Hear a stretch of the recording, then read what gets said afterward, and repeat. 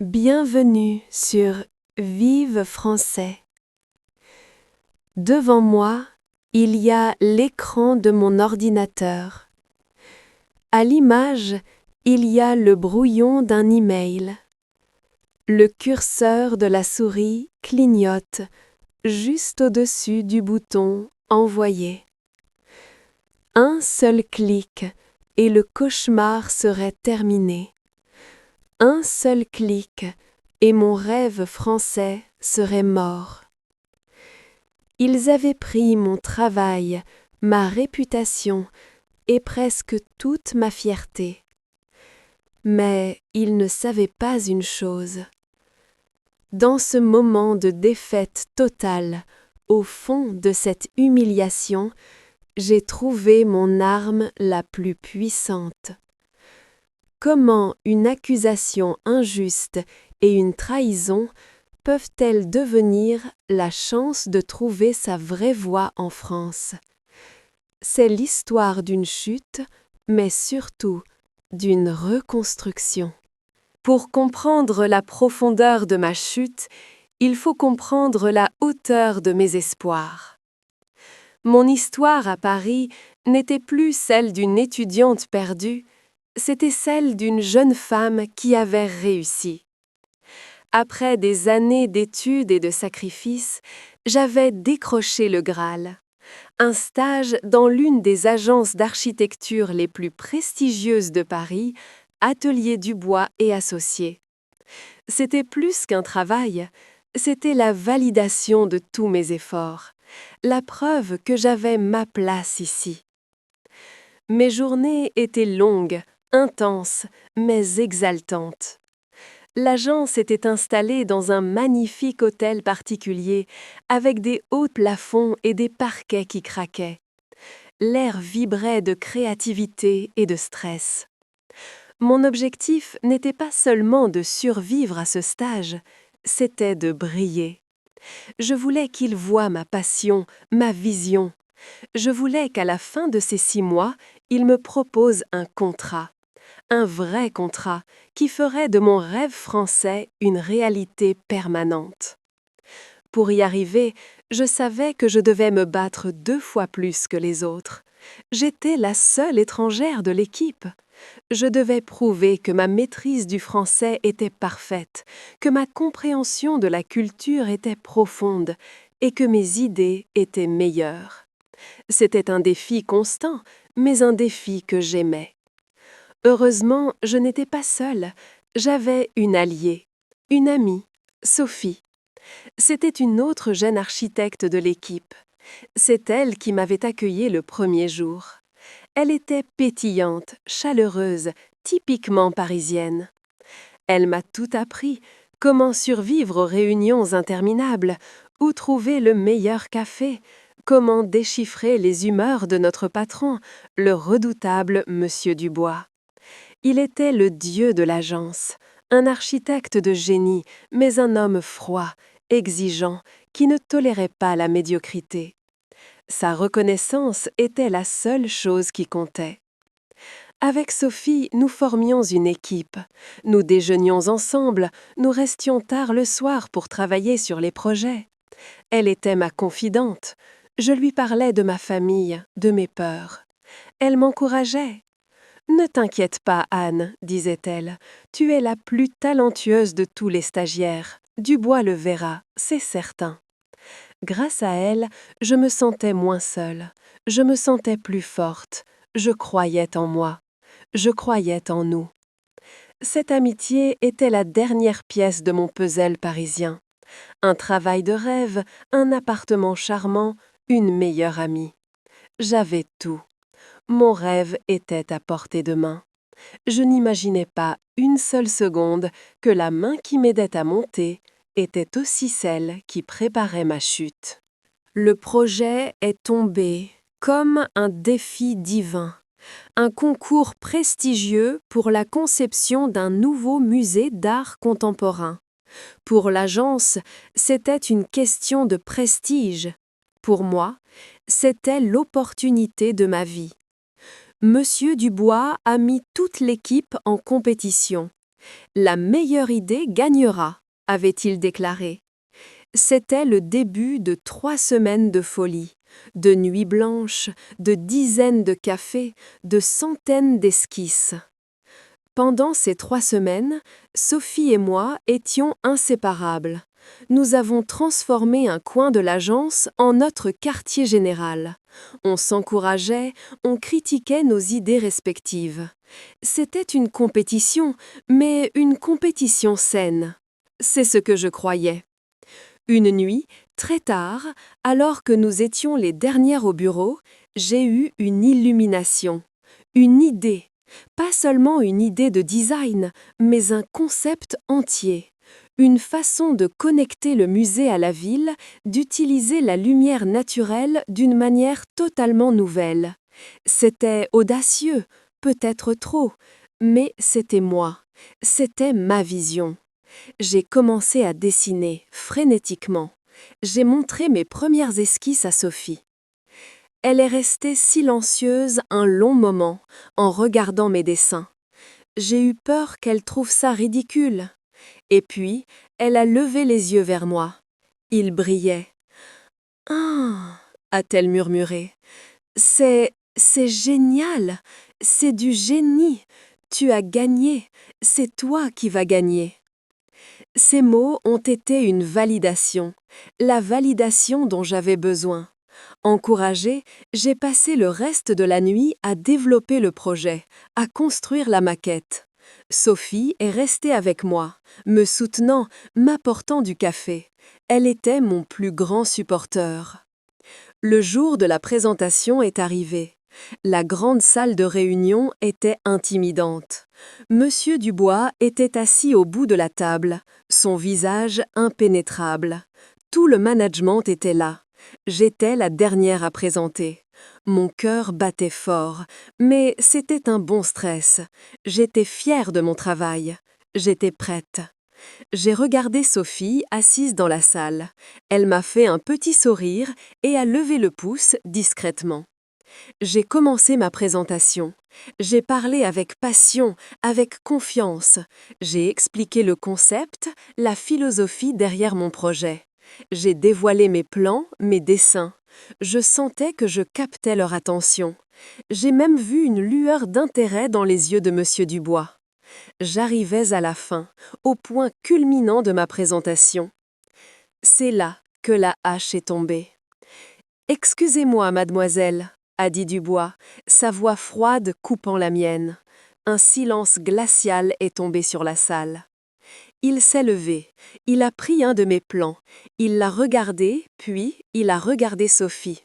« Sophie, levez-vous s'il vous plaît. » Sophie s'est levée, l'air surprise, confuse. Je ne comprenais pas ce qui se passait. Dubois a continué, en s'adressant à Sophie, mais en me regardant moi. « Sophie, ce concept, cette idée de verrière qui suit la course du soleil, c'est bien ce que vous m'avez présenté hier dans mon bureau, n'est-ce pas ?» Le monde s'est arrêté. J'ai regardé Sophie. Mes yeux la suppliaient. « Dis quelque chose, dis-lui la vérité. » Elle n'a pas regardé Dubois, elle m'a regardé, et j'ai tout vu dans ses yeux.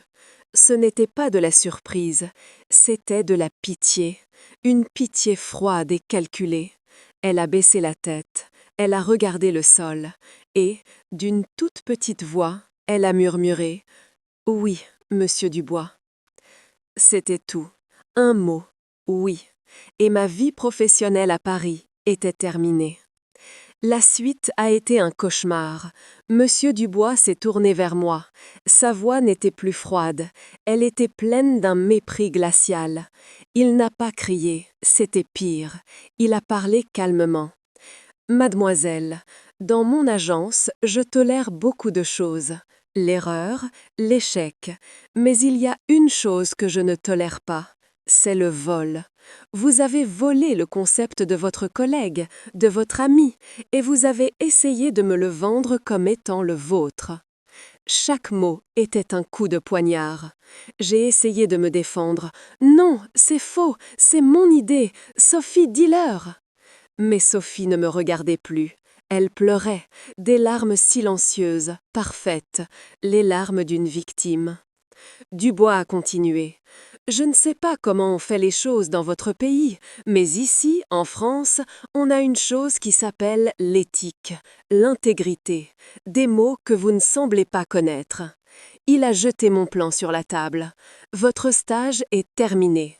Immédiatement, prenez vos affaires et partez. Je ne veux plus jamais vous voir dans mon agence. Je suis restée là, au milieu de la salle, sous le regard de 20 personnes. Personne n'a bougé, personne n'a dit un mot. J'ai senti leurs regards sur moi, des regards de déception, de mépris, de pitié. C'était la chose la plus violente, la plus humiliante que j'ai jamais vécue. Mon corps était là, mais mon esprit était parti. J'étais brisée. Je suis retournée à mon bureau comme une automate. J'ai mis mes quelques affaires dans un carton. Mes crayons, mes livres, les photos de ma famille. Autour de moi, c'était le silence. Un silence lourd, accusateur. Mes collègues faisaient semblant de travailler. Personne n'osait me regarder. J'étais devenue un fantôme, un paria. J'ai envoyé un dernier message à Sophie. Pourquoi ? La réponse n'est jamais venue. Le téléphone est resté silencieux. La trahison la plus totale. J'ai pris mon carton et je suis sortie. En passant la porte de l'agence, j'ai laissé derrière moi bien plus qu'un travail. J'ai laissé mon rêve, ma réputation et la confiance que j'avais dans les autres. J'étais seule, de nouveau. Mais c'était une solitude bien pire que celle que j'avais connue avant. C'était la solitude de la honte. Le trajet du retour a été un brouillard. Je ne me souviens pas des rues ni du métro. Je me souviens juste d'avoir serré ce carton contre moi, comme si c'était les restes de ma vie brisée. Chaque regard d'un passant dans la rue était une accusation. J'avais l'impression que tout le monde savait, que j'étais marquée au fer rouge. La voleuse, la menteuse. Je suis arrivée dans mon appartement, mon petit paradis. Il m'a semblé étrange, froid. Les murs couverts de mes dessins, de mes projets, se moquaient de moi. C'étaient les témoins de mon ambition stupide, de ma naïveté. J'ai posé le carton par terre et je suis restée là, au milieu de la pièce, pendant des heures, immobile. Le soleil a commencé à se coucher, la pièce s'est remplie d'ombres, et les ombres ont commencé à me parler. La voix de Monsieur Dubois, le vol, manque d'intégrité. Le silence de Sophie, le silence qui était pire que des cris. Le regard des autres, la pitié, le mépris. J'ai essayé de me battre, j'ai essayé de trouver une explication, mais comment prouver son innocence face à un mensonge parfait? Comment se battre contre un fantôme? C'était sa parole contre la mienne, la parole de la Parisienne intégrée, parfaite, contre celle de la petite étrangère, trop ambitieuse. J'avais déjà perdu. La douleur était physique, une oppression dans ma poitrine qui m'empêchait de respirer. Je ne voulais plus me battre, je ne voulais plus prouver quoi que ce soit. Je voulais juste que ça s'arrête, que la douleur s'arrête, que la honte s'arrête. Je voulais rentrer chez moi. Pas mon chez-moi parisien qui était devenu une scène de crime, mon vrai chez-moi, loin de cette ville, loin de ces gens. Lentement, comme une automate, je me suis dirigée vers mon ordinateur. Mes doigts étaient froids, raides. J'ai ouvert le site d'une compagnie aérienne. Paris, ma ville d'origine. Date, demain. Aller simple. Le prix s'est affiché. C'était presque tout l'argent qu'il me restait. Le prix de la fuite. Le prix de l'abandon. J'ai sorti ma carte de crédit. J'ai rempli les informations. Mon nom, mon prénom, ma date de naissance.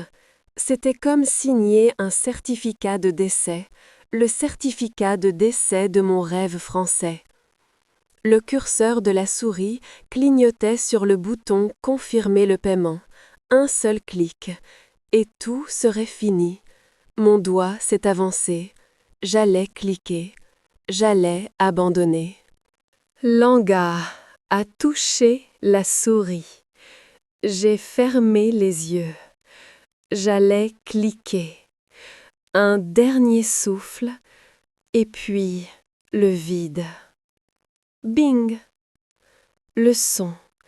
Un petit son électronique, banal. Le son d'un email qui arrive. Il a brisé le silence de la pièce. Il m'a fait sursauter. J'ai ouvert les yeux. Mon doigt était toujours sur le bouton. J'ai hésité. Une partie de moi voulait ignorer cet email, finir ce que j'avais commencé. Mais une autre partie, une toute petite partie curieuse et encore vivante, a bougé la souris. J'ai cliqué sur la notification. L'email était dans ma boîte de réception professionnelle. L'expéditeur, Jean-Paul Martin. Jean-Paul, le technicien informatique. Un garçon timide, presque invisible, qui travaillait dans un petit bureau au sous-sol de l'agence. Un garçon à qui je n'avais jamais adressé plus que des « bonjour » polis. Le titre de l'email était court, 3 mots. 3 mots qui ont arrêté mon cœur. Ne faites pas ça. Mon souffle s'est coupé. Comment pouvait-il savoir? Mes mains tremblaient en ouvrant le message. L'email était court, factuel, presque froid. Mais chaque mot était une bombe. Je sais que vous traversez un moment terrible, et je sais que ce n'est pas juste. Je suis désolée de ne pas avoir parlé pendant la réunion. J'ai eu peur. Dubois peut briser une carrière avec un seul mot. Il y a 2 jours, j'étais dans le bureau de Sophie pour réparer son ordinateur. Elle était au téléphone, sur le balcon. Elle parlait fort. Elle ne m'a pas vue. Elle parlait à une amie. Elle riait. Elle a dit, et je cite, « La petite stagiaire est douée, vraiment douée. Son idée pour le musée est incroyable, tellement incroyable que je crois qu'elle va devenir mon idée. » J'ai été choquée. C'était tellement cynique. Je ne savais pas quoi faire. Alors j'ai fait mon travail. J'ai fait une sauvegarde de son ordinateur. Et par habitude, par mesure de sécurité, j'ai aussi activé le micro de l'ordinateur pour enregistrer l'ambiance pendant quelques minutes, pour vérifier qu'il n'y avait pas de problème de ventilation. C'est une procédure standard. Le fichier audio est toujours sur mon serveur. J'ai tout. Sa voix, sa phrase exacte. Je ne suis pas courageux, mais je déteste l'injustice. Ne partez pas, ne lui donnez pas cette victoire. Jean-Paul. Je suis restée là, à regarder l'écran, incapable de bouger. Le billet d'avion, l'email, la fuite, le combat, le désespoir, l'espoir, tout se bousculait dans ma tête. Ce n'était pas une preuve parfaite, c'était un enregistrement fait à son insu. Mais c'était quelque chose. C'était une arme que m'avait donnée l'allié le plus improbable, le plus silencieux de tous. L'envie de fuir était toujours là, forte.